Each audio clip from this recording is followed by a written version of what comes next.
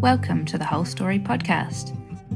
This podcast series is focused on inspiring sustainability in agriculture, using the framework of the United Nations Sustainable Development Goals, also known as the SDGs. Each week, our guests are invited to share their story, highlight a particular one of the 17 goals, and leave us with some practical tips for sustainability on farms. I'm Bex Smith, founder of The Whole Story, a B Corp certified social enterprise inspiring, facilitating and articulating holistic sustainability in agriculture. And this podcast has been brought to life in partnership with the incredible team at FMG, who are passionate about partnering with organisations like The Whole Story, so together we can support rural New Zealand. So whatever you're doing while listening to this episode, thanks for choosing us. The best way you can support our mahi is to follow and share the show on whatever app you're listening on, and I hope this episode leaves you inspired and excited about the bigger picture of sustainability in agriculture. Today on the Whole Story podcast, I catch up with Mike Casey, Cromwell's new kid on the block when it comes to horticulture.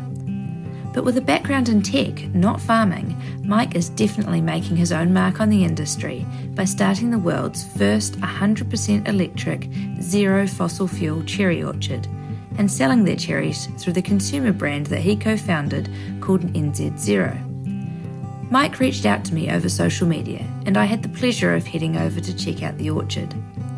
This episode is based around the United Nations Sustainable Development Goal 7, affordable and clean energy, and we tackle the real conversation around how we can make meaningful impact on agricultural emissions by reducing the low-hanging fruit of fossil fuel emissions instead of focusing all our attention on methane. But we also talk about the benefits of electrification to the bottom line. Mike is a numbers man and not shy about sharing data, so this episode is full of specific examples and financial figures in the hope that by sharing his experience with others, they will be more open and confident to change.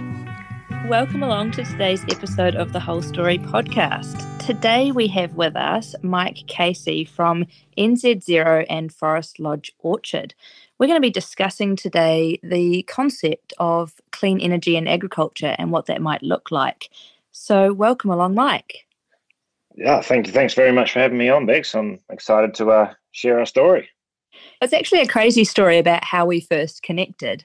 I put up some posts on social media about doing clean energy case studies and how that related to using solar in agriculture.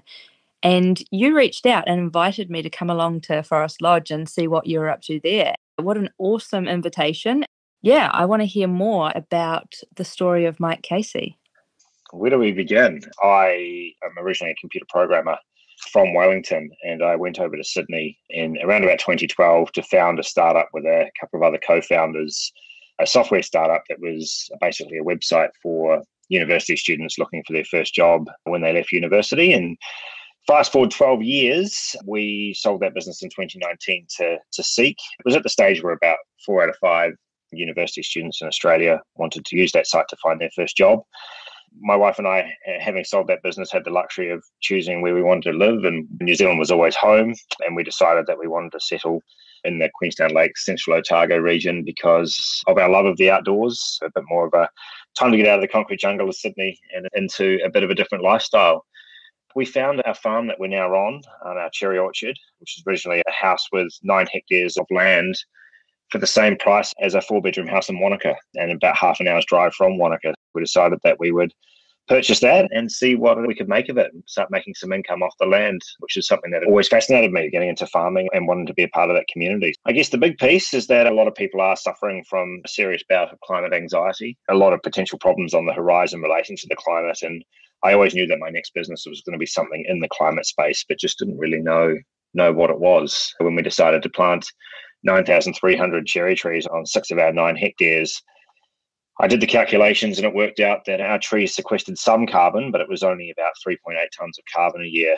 Comparatively, to run a productive cherry orchard using existing technology would have been about 60 tonnes of carbon a year in emissions. So you can see that the sequestering was a rounding error on the emissions that we would create by running the business.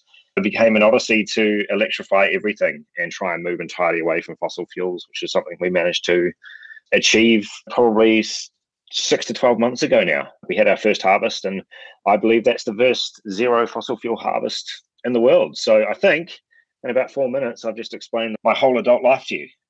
Well done. That was really, really concise for what Awesome. is a really complex and interesting journey to get here. Yeah, no, it's been long. And I think the important thing is that I'm not a farmer. I come from a technology background, but I've been able to rely on some absolutely amazing people that have helped us learn how to hopefully grow what will be really good cherries. What I can contribute back in the other direction is a lot of experience in the technology space. And hopefully I can begin to not only make farming more sustainable, but also make it more efficient on the bottom line as well through technology, and hopefully lead to a much more productive horticulture and agriculture sector. That's awesome. So you touched on there about creating a more sustainable agricultural system. Sustainability is a really big word. Now, I know for me it's one of my core values, but what does sustainability mean for you, Mike? I think that's one of the big problems, is that sustainability is such a generic word that can cover so much. It can actually also be meaningless to a lot of people now because it means so many different things to so many different people. My whole thing about sustainability right now is that we're facing a climate emergency like no other. How do we produce food with the minimal emissions into the environment? And that's sort of what I'm classing sustainability. And I know sustainability covers all range of other topics in agriculture and horticulture, as it should, but that's what my main focus is on, lowering emissions as much as possible. Congratulations on being at that leading edge of trying to challenge the status quo and push the boundaries on what sustainability looks like for our food production system. Yeah, thanks for that. It's been a journey, but I think one of the most important things is it's something that I'm quite proud of, getting to where we've got to. If I can continue to go down that path, I think one of the big things is that I don't want to be someone that tells farmers what they should be doing from an academic perspective. All I want to do is be showing farmers what I've done and showing that it's possible, and sharing as much of the information about how I've done it with them so that they can make up their own decisions about the journey that they want to take. Because I think the moment you start to preach to people, it can have a negative effect. And so the best thing that you can do is essentially lead by example. Yeah, exactly. And actually be, out there in the mud doing it. That's it. Yeah. So, you talk about not coming from a farming background. So I'd love to know where your first link to agriculture was. It was legitimately this cherry orchard, finding this land in central Otago and deciding that it was the path that my wife and I wanted to take. Prior to that, I've always lived in cities. I've grown up in cities. My background is in technology. And I think one of the big things that always fascinated me was the urban-rural divide, but I think it's a bit bigger than that. So there's a big discussion or conversation going on at the moment about sustainability and farming. But at the end of it, I think in both cases, on both sides of the argument, people, I like the saying, often wrong, but never in doubt. And you've got some people that will attack agriculture and attack farming without realizing the consequences of what they're doing.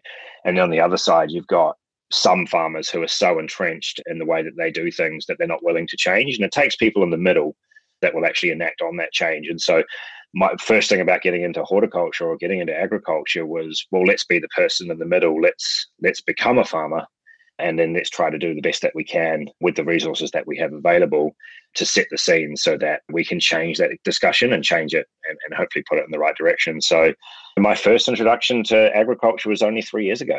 And, I wouldn't in any way claim that I'm a particularly good cherry grower yet. I'm learning lots. And I've got an awesome team around me. My real expertise is in figuring out how to lower our energy costs and lower our carbon footprint. Perfect. So that leads me really nicely on to the next point, which is we like to put people in the hot seat and get them to tell a funny story about their farming or agricultural experience. And I'm sure that given you're only new to the scene, it's been a steep learning curve. And I'm sure there's some quite funny stories along the way. Have you got one you could share with us? Yeah, I've probably got a small library of stories I could share with you. The biggest mistake that I made when we planted trees, we planted them in October 2019. Of course, me being a city boy had no concept of farm clothes versus other clothes. And I quickly turned my entire wardrobe into an absolute dirty mess. That's how naive and green and new I was to this. Walking out there with my diesel T-shirt I'd bought in Sydney when I was working as a programmer in the city, and immediately ruining that by getting all manner of copper paint and mud and all sorts of things all over that. The biggest learning curves and the funniest stories I've been through is, my jeans, my really good jeans that I brought back from Sydney, were thrown out probably 3 weeks into the new job of running a cherry orchard. And then I think a more positive story around that is when we started, I didn't know what to do. We've got 25 kilometres of cherry trees, and it didn't really quite fathom how many kilometres of cherry trees that is. And to walk around them doing jobs without any form of transport was an absolute nightmare. So with my goal of not wanting to use fossil fuels, one of the best decisions that we ever made was adapting golf carts to use on our land. And so I saw a couple of neighbours looking over the fence really weirdly when we were all of a sudden driving golf carts around our cherry orchard to get around and do the jobs that need to be done. But in our particular circumstance, it worked really well. So that's a good story of bringing new technology and new ways of thinking to the scene, I guess. How does that go? Was that an all right couple of stories? Yeah, they're great stories. I was thinking about, while you were talking about the clothing part, I don't know if you've seen or follow Jody Roebuck. No. He's a market gardener up in Taranaki, and he wears chucks out in the market garden. And I always think to myself when I see his social media posts, I'm like, man, you either throw them through the washing machine a heap or you have a lot of pairs of chucks. It's just something that seems so obvious now, but to a city boy starting farming for the first time, it's just not something that I even really thought of. No, and definitely the right clothing is part of the tools to the trade, eh? That's on it. a cold day, you need to be warm and dry, and, on a hot day, you need something that breathes and, good footwear. That's it. No, and those golf carts, man, I think they've got dual purpose, really, throw a couple of rounds in after a full day. If only I played golf, that would be something that we actually could do. But unfortunately, they are straight orchard utility vehicles because I get so frustrated when I try to swing at a golf ball. I just decide it's not for me. No, and speaking as a golfing widow, I highly recommend avoiding the sport of golf. Yeah. I have seen the golf carts and they are epic. So I highly recommend people checking out your social channels to have a look at those because they are really, really cool innovation in the hort space. We've talked a bit about how you set up Forest Lodge Orchard, but you're also the co-founder of a company called New Zealand Zero. Would you like to tell us a little bit more about that? Yeah, sure. So what NZ Zero is, it's a consumer brand and it's a certification based around the elimination of fossil fuels. So at the moment, there are certifications out there where you cannot basically offset a lot of the emissions that you make, and that's great for unavoidable emissions. But I think what I've proven is that on farm to gate, at least with flatland and at least in horticulture, we've been able to eliminate fossil fuels entirely. And so the next stage is to be able to present something to the consumer that symbolizes real systemic behavioral change in the way it is that we grow our food. And my hope is that other farmers in this space that want to join us on this will be able to use this brand, which will hopefully be synonymous with climate action and be something that a lot of New Zealand consumers end up supporting by choosing our products in the store. The big thing at the moment is that everything that I've done in my orchard, there is a payback period of about 7 years. So if we look at the cost of diesel and the cost of power, what we call the incremental cost of capital, which is the additional cost of electric equipment over and above that of diesel, it works out to be about 7 years of operations, and I would have paid back that incremental cost. So when you start with a blank canvas, like I did, at 7 years, it's pretty much a no-brainer to look at going down this path, at least in portions now. If you're replacing existing technology with new technology, i.e. throwing out perfectly functional technology just to replace it for the sake of carbon, it's more like a 15-year payback period. And so that's not something that, is really reasonable at the moment, but at least if you're starting with a blank canvas, establishing a new farm or a new orchard in our case, this electric technology is looking like it's worthwhile now. And so the big thing about this is that if NZ Zero can achieve a 10 to 15% premium to the gate returns to the farmer, we can bring that period for 7 years down to about 18 months. So what NZ Zero's goal is to be able to present to the customer a unique selling proposition, which is in this case zero fossil fuel, and for that customer to be willing to pay slightly more for it because it's good for the climate. If we can achieve a 10 to 15% premium at the gate, it makes even replacing all of the incumbent diesel technology on farms worthwhile doing now. And so that's what NZ Zero is all about, if that makes sense. Yeah, 100%. And I guess just to follow on from that target of 10 to 15%, are you seeing that as achievable? Well, we've achieved it, but we've only achieved it on a small crop. So just to give you a bit of background, full production cherry orchard, the cherry trees will probably be anywhere going into their fifth or sixth summer. For us, we're going to be full production probably at around about the summer of 2024, 2025, at which we'll be producing over 100 tons of cherries a year. See, last summer, we produced a very, very small crop of only 2 tons a year. And we had great support from an organization called Agmart that basically helped fund us. The crop was far too small from an economic perspective to pick. But with the help of Agmart, what we were able to do is pick and harvest that crop, put it into the NZ0 brand, and put it into supermarkets up in Auckland through our retail partner, Farrow Fresh. And we were able to demonstrate that 15% premium by doing all sorts of price trials. So we didn't have to be so worried about making money in this regard because Agmart came to the party to help, so that we could actually just conduct market research on how the consumer would respond to these cherries. And, what we were finding is when we set the price the same as the other incumbent cherries in the supermarket, we were shifting volume. And it was at about the 10 to 15% mark that we were shifting the same volume as other cherries. And so we've kind of concluded that the 10 to 15% premium in the climate is something that we've been able to realize, at least on a small scale. Whether we can do it on a large scale is yet to be seen. And that's what we'll have about 15 to 20 tons of cherries coming off our orchard this year. That's going to be really interesting to test that as well. Yeah, what an incredible opportunity and amazing sort of ecosystem we're in New Zealand, having organisations like Agmart to be able to support that market research. Yeah, 100%. And I think that's one of the things, like your listeners who are in agriculture and horticulture, there is a lot of funding around decarbonisation at the moment, whether it's market research through Agmart. We've been successful at getting a couple of grants through ECA, which is the Energy Efficiency Conservation Authority, and also most recently a grant from MPI as well. So there is actually quite a bit of funding available to innovate in this space. And I think this is, again, the situation where the people that sit in the middle are the ones that are able to innovate and change the game, because a lot of the time I think farmers can be quite entrenched in their political views, and that might shadow the opportunities that exist in the market to go look for grants for doing some interesting things. That's something I came into the industry going, I wonder how the current government is supporting this sort of stuff, and realize that there is pretty sizable funding that is available to help decarbonize agriculture and horticulture. Yeah, and it's just being able to take the opportunities where you find them and to seek them out and put that time and effort into those funding applications and connecting with the right people. And putting political views to one side, because I think the other thing is if we have a government change coming up in a year or so, these grants are no doubt going to continue because climate change is going to continue and we have to continue decarbonising. It's not a case of letting go of your political beliefs in order to do this sort of thing. It's a case of the taxpayer wants you to innovate and wants you to be a catalyst for change and a catalyst for decarbonisation. So take that opportunity if you see it, and there's likely to be funding available if it's proven to help decarbonise the industry. 100%, grasp it with both hands. That's it. So the whole Stories work and this podcast series is based around the framework of the United Nations Sustainable Development Goals. And this episode in particular, obviously, is focused on goal number 7, which is affordable and clean energy.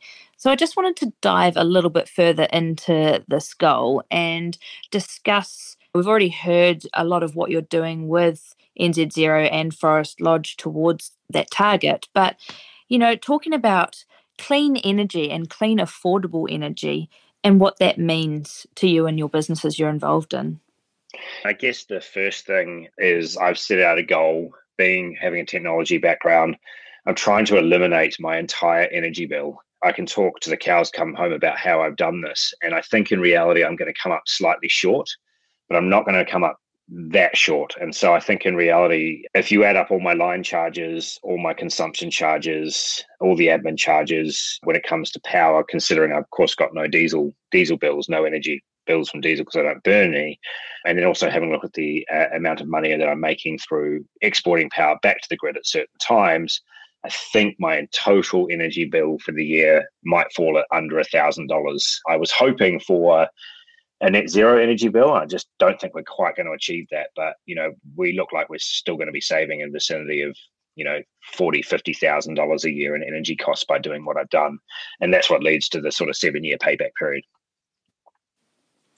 Yeah, and I think another thing I'd love for you to touch on, it's a conversation that we've had a little bit and will continue to dive into is, and I'd love you just to explain to people, I went into this naively wanting to look at solar as an option. And we very, very quickly discussed how renewable energy in this situation within Aotearoa New Zealand versus, the need to eliminate fossil fuels or at least dramatically reduce our fossil fuel consumption. Can you just touch on that? Yeah, so the government at the moment has a target of making our grid entirely renewable by 2030. That's all very well and good, but it's a problem if everybody continues to burn diesel on the side. At the end of it, a molecule of carbon dioxide is a molecule of carbon dioxide, and whether it's burnt in a diesel generator or in a tractor on farm, or whether it is emitted through Huntly, it's the same thing. So one thing we've got to look at is be a bit more pragmatic about the way we approach clean energy. I think I ran through the whole whiteboard calculation that I do with you to understand that, solar energy and batteries are not saints. They do have a carbon footprint. They require a lot of carbon to make. And at the same time, we have one of the most renewable electricity grids in the world. And so a kilowatt hour of power coming from our national grid, even with the coal that we import from Indonesia and the gas that we burn at Huntly, whatever it might be, works out to be about 90 grams of carbon per kilowatt hour. Compare that to Australia, which is a largely coal-based grid system. They're burning about sort of 700 to 800 grams of carbon per kilowatt hour. So a solar panel, if you sort of, do a bit of a Mickey calculation, it works out to be about 30 grams of carbon per kilowatt hour, because of all of the energy involved with making a solar panel. And so in reality, if you put a solar panel on a home in New Zealand or a business in New Zealand, you're making a difference between 30 grams and 90 grams, and it's actually a really insignificant amount of carbon. However, if you put a solar panel on a business in Australia, you're making a difference between 30 grams and 700-800 grams. It's a significant difference. And so it's really important to understand that in New Zealand in particular, where we have such a highly renewable grid system, because of all of our dams and all of our wind, the best thing that we can do as farmers is eliminate burning fossil fuels on site and convert over to electrics. And where solar and batteries become particularly interesting is more from a business continuity and an economic perspective, in that when you convert everything over to electrics, your power bill goes sky high. And when your power bill goes sky high, well, solar and batteries are the perfect opportunity to bring that back down again. And I think that's just a really important thing for people to understand, is that a lot of the time people put solar panels up because they think they're doing right by the environment. But in New Zealand, it's fairly negligible, the benefit that they will have. Yeah, and it was such a light bulb moment for me, and the way you articulate that and explain it is really, really clear. So I just really thank you so much for sharing that with everyone listening, because it's really, really important point. And I've got plenty of solar. I have a lot of solar in order to achieve this net zero energy bill, but I do it from an economic point and not from a sustainability climate point in that regard. But using the New Zealand grid and not using diesel is 95% of the carbon reduction right there, if not higher. And I think the same thing applies for things like electric vehicles. And this goes back to the argument, right? Some people are anti-electric vehicles for all manner of reasons, and other people are so pro. And the answer is neither of them are right, because electric vehicles aren't saints either. There is an incredible amount of carbon involved in creating a battery for an electric vehicle. But the average driver, after about 18 months of driving in New Zealand within a highly renewable grid, charging that car from a highly renewable grid, it will only take about 18 months before that electric vehicle ends up being better for the environment than an ICE vehicle. And so again, it's a situation where you've got both sides of the argument, often wrong but never in doubt. And really, it's us in the middle that needs to be explaining to people when it's a good idea to hold on to your existing ICE engine, your existing vehicle, and when is the right time to buy an electric vehicle. The funniest thing about living rurally is the number of times I've heard a farmer say to me, electric vehicles are great for people in the city, but they're not really good, adequate for people in rural settings. And it couldn't be further from the truth, because the answer is the more Ks you drive, the better you are off an electric vehicle from an economic perspective, as well as a carbon perspective. In my case, I live 15K out of town, and many of your listeners will live far further out of town than me. And the number of Ks that you drive having an electric vehicle, if you did more Ks you drive, the better off you are from a financial perspective. Everything swings and roundabouts, and everything's a spectrum, and everything's a bit of a trade-off. It's important for those in the middle to be pragmatic and explain that there's no absolute right or wrong answer here, but in your particular situation, you should probably go in this direction. Yeah, and you do that explanation so well. So, yeah, really thank you for that. No worries. So I guess looking at the United Nations Sustainable Development Goals, which one of those do you align with most personally and why? Oh, it would have to be the climate. That's the thing that I personally have identified that I'm most worried about. I've got young children, and out of all the environmental issues, this is the one that I see, the only one that I see as being a truly existential crisis for humanity. So that's what I'm trying to focus most heavily on for sure. Yeah, and you're definitely doing the hard mahi in that space. So, yeah, keep doing it. But it is such an important goal, and one I think that we're all hopefully in some way or another trying to at least have an impact on and need to strive to do more. And I think that when we make discoveries or discover efficiencies in the way that we can decarbonize as well as run our business, we're not going to survive as a human race if the argument is always about the climate and not about the economics behind it. You know, we've got to take both into account. But thankfully, I have a shred of hope that we're going to figure our way or wriggle our way out of at least some of this problem, because we're now at the point where I've been able to demonstrate that the best of the decision for the climate is also the best decision for the bottom line. We know from Western society when two things align nicely, you get great results. And so anyone who is your listener that wants to come out and see what we've done, get a bit more understanding of the financials of how we've done it and how we've calculated that 7 years. And it doesn't necessarily have to be eliminating entirely every single fossil fuel on site, but maybe there's some low-hanging fruit that you don't even realize is that easy to change. The gate's always open to come and see what we're doing. I love the horticultural pun there of the low-hanging fruit. That's it. Quite good there, Mike. Well done. Yeah. I think from a really practical level, thank you for the invitation to the listeners, but also, let's hear about some of the examples that you've got out there on the orchard that you have electrified. Yeah, there's been quite a bit. The other part that I need to stress is that we're not quite there yet. So what I've done is I've managed to eliminate fossil fuels, but in some cases, I don't have the technology that directly matches that of diesel incumbent technology. And we're making that up with a labor cost at the moment. And that's specifically around diesel, around tractor use. And we're going to be in January next year introducing what I believe to be New Zealand's first commercial electric tractor.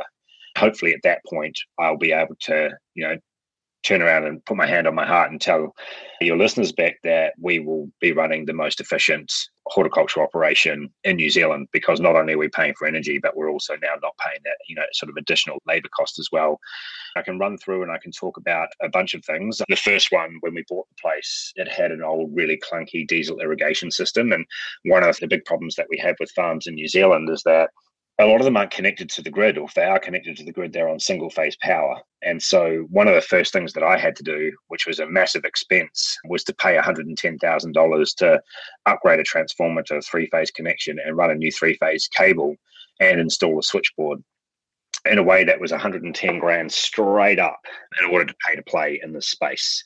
That's going to put a lot of farmers off doing that because that's a huge amount of capital. Thankfully now, with the GIDI funding that's coming through from the government, there is support available for that.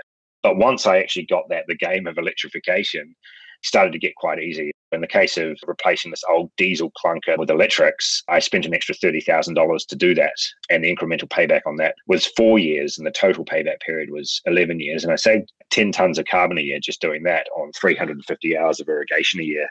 From that perspective, it was pretty much an absolute no-brainer to get started on that. And that was the catalyst that sort of brought on the rest of this change. Once I had that connection, the next thing I focused on was we fight frosts in horticulture, especially in central Otago. If the fruit buds get too cold, they die, and then you don't have a crop. And so one of the big things that we do to fight frosts is these massive frost-fighting fans that pull warm air down from above and mix it down on the orchard.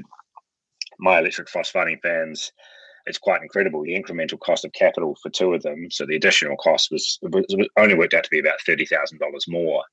And the energy savings on that, 150 hours of frostfighting in the year, was up to close to $20,000 when diesel's at a price of, I think I did these calculations on a price of about $270. And so the incremental payback on these frostfighting fans was only 2 years. The total payback was 9 years. And the carbon saved was, I think, around about 22 tonne in that particular case. So that was a real low-hanging piece of fruit that we could do immediately that not only had a massive operational cost saving, but also a massive impact on the reduction in carbon. Yeah, that's awesome. And having seen those fans, they are definitely an engineering feat. They're incredible.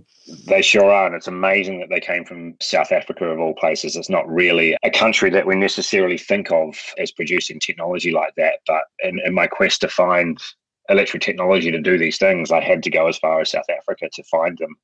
I know, and shipped during a pandemic, no less. Shipped during a pandemic, bought sight unseen, all of those things. I would have taken a trip over to South Africa to see them in action before I bought them, but of course we couldn't do that because we were in the middle of a pandemic, and I needed those starting fans to protect my little 2-ton crop. So yeah, and then the big thing coming up, of course, is we've spoken about golf carts. There's a number of other things that we can do with electric tools over 2-stroke motors and that kind of thing, but the big one is the electric tractor. So I was in California only about a month ago now, test driving what will be the pilot unit of what will be New Zealand's first electric tractor.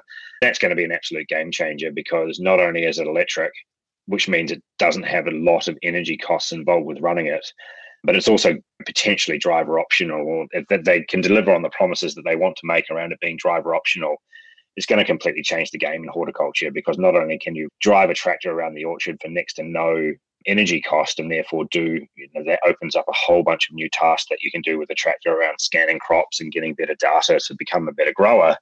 But you can also potentially do a lot of the tasks that would require an employee. You won't need that employee anymore. So all the laborious tasks like mowing and all the hazardous tasks like spraying, we might be able to eliminate those, which means our staff can be far better utilized and do far more productive and enjoyable tasks around our orchard than laborious things like driving a tractor up and down 25 kilometers of cherry rows. But it's all new technology at the moment, right? The incremental payback on this tractor is 11 years. It's a long time. I can't put my hand on my heart and tell anyone yet that this is the right decision to make from a fiscal perspective.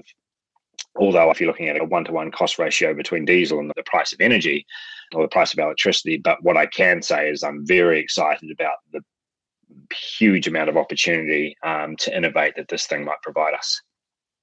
Yeah, 100%. I'm excited to see it when it lands. So I'll definitely. You'll be one of the first, Beck. Before we get our open days where everyone can come see it, there'll be a few people that will put on the invite list to come down to see it first, and you'll definitely be on that list because it's super important that other people in agriculture and horticulture get the opportunity to come and see it and see how it can be applied to their businesses as well. Yeah, definitely. So I guess heading on to the next question is around what you see as the biggest challenge to New Zealand's agricultural sector regarding sustainability and how you would flip the script and turn that into an opportunity. Well, so I want to turn it into an opportunity with NZ0. And so one of the biggest problems, especially in agriculture that we have, is the argument around agricultural emissions and how they're accounted for in the climate. And what I keep going back to, the more and more I think about this, is that if we can eliminate fossil fuels as humans, we will solve the climate crisis. That's where I think the focus should largely be. People are going to want to consume milk. People are going to want to consume beef and lamb. They're food, right? And so we're always going to need a farming industry, an agricultural industry that's strong, especially in a country like New Zealand, where our resources, it boils down to farmland and our ability to grow food. So where I see the biggest challenges is around how people are attacking the agricultural industry. And again, they're coming from one side of the spectrum where they're often wrong and never in doubt. But what can we do now? Everyone's saying that we can sit there and wait for genetics to catch up around methane emissions, and we can. But what can we do in the meantime? And in a lot of cases, I think it comes down to eliminating fossil fuels. If you're listening to this and you have a diesel irrigation system, that's probably the first thing that you can look at changing. And maybe in a few years' time, you might get to the ability of completely eliminating fossil fuels. How can we use that as a strength? Well, New Zealand, with its highly renewable grid, has the ability to be the most sustainable food producers in the world from a climate perspective. And so we have a unique challenge in that we're geographically isolated, and therefore food miles comes into it. But if we're only as good as everybody else, we're always going to have a higher carbon footprint with the food that we produce because of those food miles. But I'm adamant that we can actually become the most sustainable food producers in the world across the globe, no matter where they're consuming our product, if we tackle what needs to be tackled, which is emissions on farm, and in particular, I think fossil fuels on farm.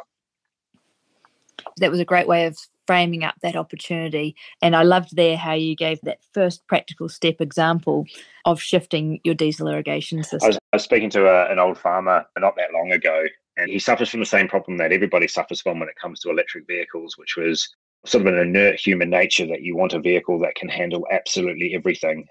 I'm not going to turn around and tell a sheep and beef farmer that they don't need a ute, because they do need a ute, right? They need a ute when they go up on farm. Electric vehicles aren't at the pace yet where we have the technology to replace it.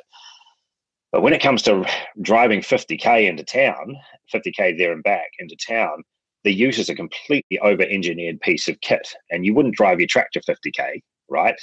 So why would you drive a ute that distance? And so that's where there is an opportunity to start decarbonizing, because the chances are you could get away with a Hyundai Kona or a Hyundai Ioniq, or even potentially a Nissan Leaf to get to and from town, because you might be dropping the kids at school, you might be going to do some grocery shopping. You don't need a ute for that. And so it comes down to everybody's lifestyle is different and everybody's needs are slightly different. But how can you change and be open-minded to begin to reduce that carbon footprint? And indeed, more importantly, save money, because driving a heavy ute 50K round trip into town is going to be far more expensive than driving a smaller electric vehicle. It's an important point that I want to get across. It's not one or the other. There is a healthy level of pragmatism in the middle that we can target, and everybody's going to have a slightly different approach to that, and that's fine. But if we're all open-minded about changing the way that we do things, the chances are we're all going to be in a far better position long term. I love that, and I'm such a supporter of that open-minded mentality. It's not an either or. We've got to find the and in the middle, and I think you've given some really great examples of that. Here's a case in point, right? I've got 2 electric vehicles. I think I'm saving about $10,000 a year in energy costs, having replaced my Mitsubishi Triton and our RAV4, our family car, with 2 electric cars. But they are electric cars, and how do I get, if I need to go down to Placemakers in town and buy a sheet of plywood, it's pretty hard to work to strap a sheet of plywood to the top of the car and take it home. So there are some definite disadvantages from going down this path. But I always say, when people talk about this, I'm always like, well, I have a certain number of problems that I need to solve, like buying sheets of plywood, but is it worth solving them for $10,000 a year in savings? And I always come back to the answer being yes. Another one is, I'm an avid skier, and people keep telling me, oh, you can't take this 2-wheel drive. You need a 4-wheel drive to get up the mountain. Would I pay $10,000 to avoid putting weather chains on 5-6 times a year during ski season? Of course I wouldn't. So I just put weather chains on and take it up the hill. That's sort of the case in point, is you don't want to be paying through the nose for that 1% of the time you needed the added convenience. There are always ways of getting around it if think openly about it. Yeah, definitely. So I guess the next question is, what's next for Mike Casey? What's on the cards for the next 12 months, mate? So we're going to have our next harvest coming off in late December, early January this year. I've launched pre-sales for my cherries, and we've actually been pretty successful at selling a number of these cherries 6 months out now. I mean, it's only a couple of 100 kilos, but we have had quite a bit of interest in, the pre-sales of these cherries. And I think it's mainly people looking at some more supporting a climate product more than it is people buying cherries. My next thing is, with 15 tons of cherries, how's that going to go in the market? And can I demonstrate a higher gate return than the rest of the industry because I'm doing what I'm doing? And maybe after that, maybe if we're able to do that, well, then the next thing is to welcome with open arms other farmers into the zero fossil fuel farming movement that at the moment is a one farm movement. But hopefully, give it 2 or 3 years, if we can prove what we need to prove, and we can show other farmers that there is indeed a higher commodity price for their work, then maybe we might get some more people joining us. So that's the long-term goal. Yeah, that's awesome. So here at The Whole Story, we're really focused on practical on-farm actions. So you touched on one before that was a great first step, but have you got another one even you could give our listeners about what's one practical take-home action they could take in their farming businesses that could contribute to sustainability on farm? What, from an energy perspective, or? Oh, anything. We love practical take-home tips, so yeah. Okay, so I'll give you one really easy practical example. Is that we have one of New Zealand's largest electric ride-on mowers for mowing the rows between our orchard. It's the perfect piece of kit for 2D orchards and vineyards. The runtime on that mower is only 2 hours, and I can immediately hear your listeners going, oh, that's not enough time. We mow for a lot longer than 2 hours at a time. And the answer, of course, is of course you do. And of course we do. But simply changing the way that we do things rather than waiting for electric technology to catch up in every way and continuing to play through the nose so that you don't have to change the way you do things. What can we do to change to allow electric technology into our farm? And so the case in point, it's a 2-hour mow time. But what we were finding is most of the guys, they put a mower on the back of their tractor and they would spend 8 hours mowing the orchard, and then they'd stick the mower in the shed and leave it for a whole week and then come back and do it again. What we did is we changed it to, let's just do 2 hours a day. So someone is always mowing every morning on a full charge, and maybe in the afternoon, when we have daylight, maybe they'll get 4 hours done. But what we're doing is we're just breaking up the tasks for our staff and making it a bit less laborious, because let's be honest, horticulture work, if you're doing the same thing day in, day out, every day, can get pretty laborious pretty quickly and also pretty taxing on the body. And so the ability to be able to break up tasks into smaller chunks so that we can indeed mow without burning any fossil fuels was a great step. But it just requires us to think a bit differently on how it is that we go about doing things. And I don't want to be the one suggesting, how other farms should operate. That's not my role. What I would do is encourage people to think, okay, if we weren't to rely on just being able to fill the diesel tank up over and over and over and over and over again, how would we change things? And all of a sudden you might find that there is electric technology out there that is suitable on farm right now if you are doing things a little bit differently. Yeah, I love that, Mike. And I think you've really just summarized almost the whole conversation we've had, in that just challenging people to just think a little bit differently, but not by preaching, by actually leading by example and being able to give an example of what you do in your operation. That's it. I mean, no one likes being told what to do by someone who's never done what they've done. I think that's just the way that we need to grow and develop, in this great climate debate, is to not be told what to do, but just discover and learn, and most importantly, be open to sharing. If you find something, works really well that saves money, it's not going to cost you anything to help your neighbor save money as well. That's an important part of this journey, moving from sort of maybe being a bit closed in how we operate our farms and orchards and things like that, to being really open, because at the end of the day, if your neighbor's emitting carbon, that's a problem for you and it's a problem for them. Yeah, definitely. So I'd love you to share with our listeners now how people can get in touch with you, follow you, find out more about you, because I'm sure you're going to get a heap of questions after this, all in the aim of that sharing. Yeah, sure. The first thing is my consumer brand website, NZ0, is then NZ and then the number 0.com. That's our really sort of polished blog on there, a really consumer-focused blog. Then my other website, forestlodge.nz, that is my more nitty-gritty, earthy blog, where every time I learn something new, or every time we discover something, or every time we tick a goal, I always write about it and put it up there so that other people can eventually discover it, anywhere in the world, and start to adapt and change. And it's amazing, I think, like the number of Chilean cherry orchardists that have reached out to me has been actually quite phenomenal. They seem to be the ones that are most interested in what I'm doing, rather than necessarily other orchardists in New Zealand at the moment, which I find intriguing. But that's, carbon emitted in Chile is a problem for me, just as carbon emitted in New Zealand is a problem for them. So it's a global issue that we need to look at solving. So those are my two blogs. My email address is mike@nz0.com. If you're into Instagram or LinkedIn, New Zealand Zero and Forest Lodge are both on there. Yeah, I think that's probably the best way. I'm on Twitter as well, @MikeCasey. So yeah, feel free to email me or hit me up. Then one thing I love to do is just show other people. I think it would have been, without exaggerating, I think we would have had at least a couple of hundred farmers from all different disciplines come to site to see what it is that we're doing. And hopefully they have taken value from that and look at doing things. So the gate is always open. Thanks for listening to this episode of the Whole Story podcast. We really hope you enjoyed it and are feeling inspired and optimistic about putting sustainability into practice on farm. I have one last request for you before you go. Make sure, whatever platform you're listening to us on, that you hit follow and share the show or episodes with your friends, so that together we can grow our community and inspire sustainability in agriculture in Aotearoa, New Zealand. And thanks again to FMG for partnering with The Whole Story so that we could bring this podcast to life for you all to enjoy. Catch you next time.